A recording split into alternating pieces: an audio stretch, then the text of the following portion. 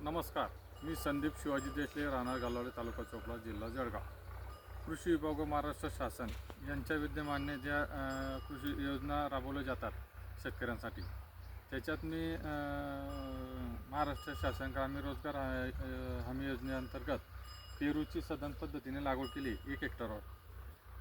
पेरूची लागवड केली असून प्रधानमंत्री कृषी सूक्ष्म यांच्या त्याला ठिबकसुद्धा बसवलेलं आहे.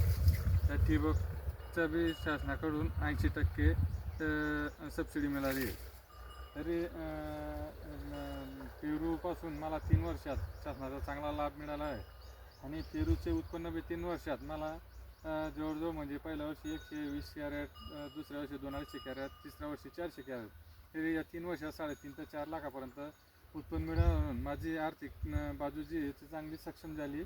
आणि त्याच्यापासून मी परत मोसंबीचं 0.97 हेक्टरवर 21-22ला परत लागवड केली.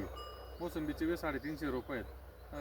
ते 2 वर्षात परत त्याचं बी उत्पन्न चालू होईल आणि माझी आर्थिक बाजू चांगली भक्कम होईल. परत मला महाराष्ट्र शासन राष्ट्रीय ग्रामीण रोजगार याच्यानुसार मला पेरणी यंत्राचा बी लाभ मिळालेला आहे. यांत्रिकीकरणमध्ये रोटाव्हेटरचा बी लाभ मिळालेला आहे. आणि राष्ट्रीय फलोत्पादनमध्ये मंचिंग पेपर टमाटा आणि टरबूज या पिकासाठी टाकलेला होता. त्याच्यात बी मला उत्पन्नात चांगलं वाढून त्याचा बी मंचिंग पेपरचा बी लाभ मिळालेला आहे.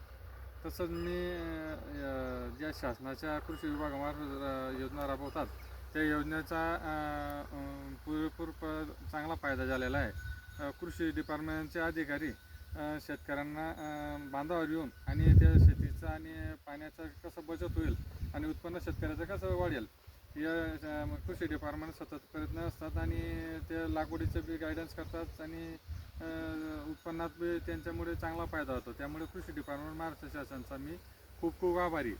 धन्यवाद.